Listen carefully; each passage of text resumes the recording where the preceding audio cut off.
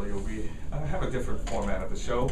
I've invited two people that are very near and dear to my heart to interview me and talk about the spirituality, the spiritual side of me that most people don't know.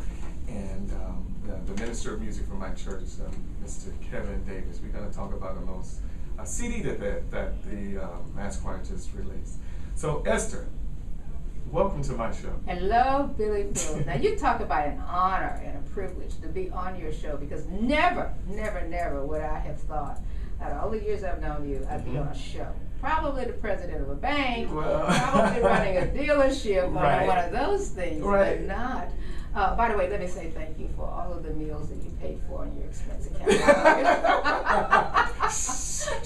But it's all good. I'm honored to have you on the show, Esther. Little did you know, and maybe you did, you have been my role model. So at this time, I want to take advantage of this opportunity to say thank you. You deserve a round of applause. And I always applaud for myself, because, you know, by the grace of God, I don't really understand how I've gotten here, to be honest with you. I mean, and that's a true fact. Right. Some of the things that have happened over the years have been like, what? You know, God, are you sure about this? Am I really supposed to do a 12-hour flight, or am I really supposed to do this? I have to tell you one funny story. Actually, the king of Uganda was in town on a trade mission many years ago when I first got into this business. Ronald Natebi. And he came in with an entourage of like 17, 18 people. Right. He took up an entire hotel in North Dallas. And he had approved 2 interviews. 2. One with me and one with Barbara Sanders. Wow. I was not prepared for that. I mean, literally not prepared. And of course, they kept making changes, and with all the security and everything, I knew that they were not coming into the studio. So he decided we were going to do it at the hotel. Cool. I was cool with the hotel. Except when it's time for the interview, he decides we're going to take a walk in the garden. Walk in the garden? A walk in the garden. Okay. And again, not prepared for this. We got it all together, and of course we were escorted. And I had already sort of prefaced, what can we really talk about? And he says, oh, everything. Okay. But this walk in the park, that was all I could get on my mind. That was all that was on my mind, was like that I'm going to walk in the park with a prince. And what is that like? What is that like? Exactly. Just the 2 of us. Right. And he was most pleasant. He was wonderful. The one thing that became totally in play, he did a lot of the talking, because he got very comfortable with me, which was unusual, because I'm an American female. Right. And he actually went to school with Prince Charles. Wow. And I said, who made the better grades? And he looked at me like, how dare you ask me that? But in any event, it worked out very well. But needless to say, I have never gone anyplace else since then without being totally, absolutely, 100% prepared. Gotcha. But you know, I'm here to talk about you, you know? Oh my. And this is just exciting, because I have known another side of you. Right. So today, I walk into your studios, and you have on leather, boots, no tie, turtleneck. Right. Is this the new Billy Fields? What's going on here? Well, it's not the new Billy Fields. That may be just a side of me that either you or our listening audience don't know about. They're used to seeing me in my business gear, you know, and that's a coat and tie. Well, to your listening audience, let me advise you of couple of fine points. One is that Billy Fields was an outstanding executive in this town. Came into the city and made a buzz among the women and the men in the organizations, and all of a sudden he is everywhere at one time. Right. That's the truth. You were everywhere. You were on all the boards. Right. The football games. Right. Best seats. Right. Right. Basketball too. Basketball and everything. Right. What made you do this? What part of you? What was going on in your head? Am I talking 10 years ago? How far back? At least 10 years ago. Just 10 years ago. Okay. Well, part of who I am, and some of the organizations that I hold membership to, we do promote and encourage achievement, high achievement in all fields of human endeavor. So my fraternity, in which you're very familiar with, Kappa Alpha Psi, that's one thing that we do, promote. And I took those values. But you really took it to another level, Billy. I had no choice. You had no choice. Is that because of your position at the time? My position actually in life, trying to get it all done before I got married and or started my family. and just taking advantage of the opportunity. Everybody was pulling my coattail. But you weren't afraid. No. You just sort of moved into circles that was like, we could see you on stage and you were in this circle as, who is that? How did he get there? Who is this guy? Right. Really, that was the connotation, that was the definition that everybody, but Billy Fields, right. Billy Fields is right. here. Right. That's You made it. things happen. Absolutely. Wow. Had no choice. You had no choice. Had no I mean, choice. did that come from home? Did that come from school? Where did you know what I'm really getting at is, where did this motivation start? Where did this appeal for success start? Where did this energy start? At home? At home, absolutely. I'm fortunate to have both parents in the household when I was raised. My daddy, he was a hard man. I mean, military background, and we had no choice. But to excel. Exactly. You couldn't lie around doing nothing at home. And even when I graduated from high school, I thought you either had to go to college or you go to the military. But you weren't going to stay at home. Left home at 17, June 14, 1980. You remember the day? And yeah, absolutely. I left at 3:30 in the morning. But why not the military? Because back then, if you look at the social advancement of America, and I was most impacted by those guys that were sort of radical. They were anti-government establishment. And they said no to welfare. Welfare spelled backwards means farewell to creative thinking and independence. These were words that my uncles would speak. Don't get in line for no government cheese on no milk. We didn't believe in that, neither did my father. I remember when they integrated schools and how it impacted the neighborhood that I lived in. When my mother and father wanted to have a choice on the schools that we went to, not anybody in government. Right. So that was part of it. My grandfather, he raised 18 children. 18 children. 18 children. And although he was married 3 times, that doesn't matter. That's a minor note. Right. But he took care of all of his children. So those men in my life were very stern. They had direction and purpose. And out of that, my grandfather, he was also the superintendent of the school. So those guys, they didn't take no mess. And I've always seen him as my uncles as businessmen. It was supposed to happen for me. It's just that at that time when you saw me, the gavel had already been passed to me, the baton, and I picked it up. Yeah, you picked it up. They said stick, and I grabbed it and ran with it. You started moving with it. It was my turn. You just brought up a very important point, 2 important points, because now we have men that don't go to work. Right. All right, let's fast forward 15 to 20 years. We have men that feel very comfortable playing dominoes all day. Right. They are comfortable. They're comfortable just not going to work. And I had uncles the same way. I had uncles that worked all week. I had 2 uncles that decided, okay, I work all week, I bring my paycheck home, and I'm drunk on Friday and Saturday. Right. Go to church on Sunday, Monday morning, I'm back at work. Right.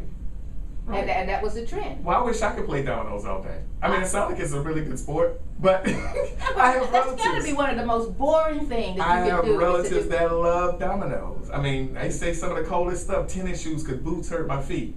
Twin Cities, Dallas and Fort Worth, that's 20. I mean, is that right? Yes. That's But to you domino lovers out there, you know exactly what we're talking about. But you can't really get ahead. Absolutely. The point I'm trying to make, once I reach a point of success and I've said I don't want to have to work 8 and 10 hours a day. I've got enough money, I've made it, my kids are grown and gone, and I'm just going and living wherever I want to live and stay for a period of time and not have to worry about the bill.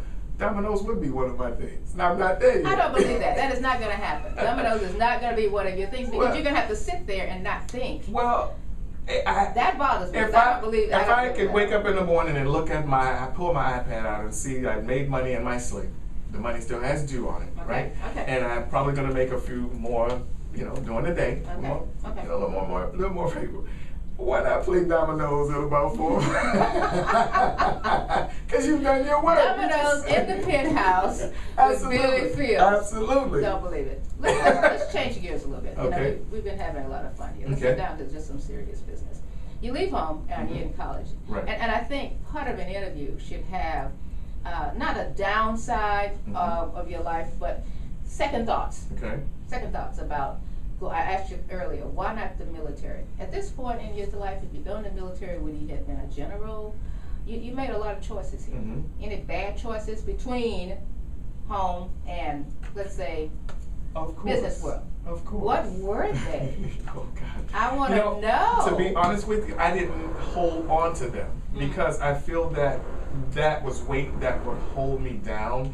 Now, I do know some of my most recent mistakes that since they're so fresh, some of them are still fresh in your mind. Well, I don't want to talk about that. I want to really talk about you get drunk at school.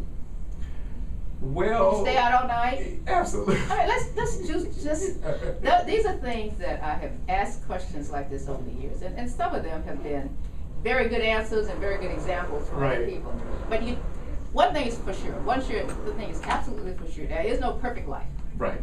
Okay. Well, I never got drunk. Never got drunk, especially as a college student. I mean, because I've always wanted to maintain control of my thoughts and what I was doing. Because I knew growing up, the 17 years that I did live with my parents, the consequences.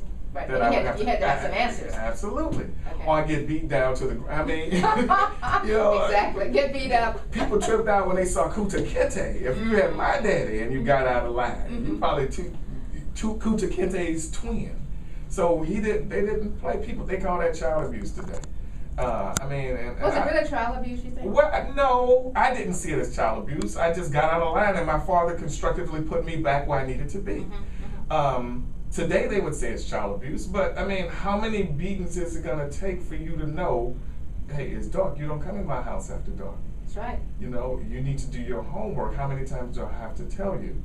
So in a quiet sense, another thing that I hear that you're saying is that fathers are absent today from the home. Do you think that's one of our problems?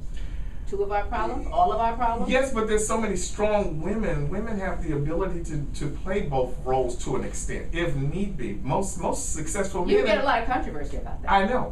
Because most men in this country don't believe that women have the ability to raise a boy to be a man. I think differently. Okay. I think women, we come from women, right? Right. Okay. Right. So Jesus Christ was raised by a woman, right? He walked the face and over 2,000. It depends on who you talk to. Right. We got to get into religion, but we also have, for your audiences, we have about 500 different religions. In fact, at SMU, the school SMU teaches hundreds of religions around the world. Right. And now we're being incorporated with some of those religions. We're seeing them coming into our midst, coming into our spaces with their ideologies and with all of their ideas, and they are practicing them on us.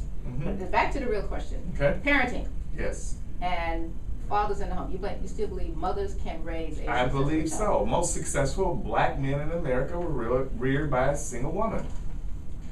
Well, you heard that, ladies out there, and I do believe they are doing that, but it would help. Think about the statistic. Think about the statistic. We got 60% of homes now being raised by single parents. Is that healthy? Well, 60%. No, it is not healthy for the individual, because I'm now working with more younger people, and I see and hear some of the conversation I try to refrain from listening to. Many of them don't really know the purpose of a man. Oh, what a man is supposed to do. Yes. Exactly. Yes, they don't know. I agree. When we grew up, I mean, there were roles. You know, daddy went to work and did his thing and came home, brought the money home, took care of the family. You know, mother stayed home, she was a housewife and there was different roles. I mean, I remember as a kid, that's what I thought that a man was supposed to do, because I saw not only my father, I saw my grandfather, I saw my uncles, all of them. So those images grew up in your head. Yes, I was like, I mean, even in the community. I mean, one of my social organizations that I'm a member of, one of the reasons I joined that group, I pledged that group, was because the leaders in the community that were black men, they hold membership to that group. So it was, I was being shaped not only in the household, but the community as well. That made a big difference, I think. Do you think you were shaped for society today? Absolutely. In what sense? Well, I mean, why are you so grounded and the rest of the world is haggard? I am not the only grounded one. There's 300 million people in America. Okay, I'm just asking questions because I really want to know this underneath the scalp of the Billy Fields that I have known. And I know you had to be grounded to make those strides, but we also have other athletes that have done basically the same thing. Right. I interviewed Earl Campbell at one point, and he had a lot to say about men Mm-hmm. that were didn't have fathers Right. in the home, didn't have Mhm. the great role model. Mhm. But his definition was, it has to be something that is totally in you. Because where are the answers for the kids that were just thrown away Correct. in the nursing home, Correct. in the orphanage, not the Right. nursing homes? Where was that energy, and where did they get their propelment for active life? That's possible. Even that is possible. But we're gonna take a break. Who's taking? You take over my show, right? Yes, I'm Take us- taking over the show. take us into we a- have to go to a break. Don't go away. I'm Esther Davis. I'm talking to Billy Fields, getting inside Billy Fields. We are going to be right back. Don't go away. Sweet. Lights off. How you feeling? Oh, good. Let's bring it on. I don't want us to take a break at the 35. Just keep recording. Okay. Because my guess is that you have some. I don't feel like I'm answering your questions. Well, we get to the grid of it. Okay. Yeah. So not take a break at the 35. We just keep it moving. Roll it on. 53. What song you gonna play at 53? That's up to you. I have all the songs uploaded already. You know what? You gotta stay tuned because Okay. So you get ready to play John Legend after this? John Legend. Oh, the camera's running, Wake man. up. but you really do. You'll cut it out? Oh, yeah. Okay. Billy Fields. I'm Esther Davis. I don't want to play the whole John Legend song, just as long as we stay in the 4 minutes. Just, Yeah. I can't see the clock, so you have to let me know the time. yeah.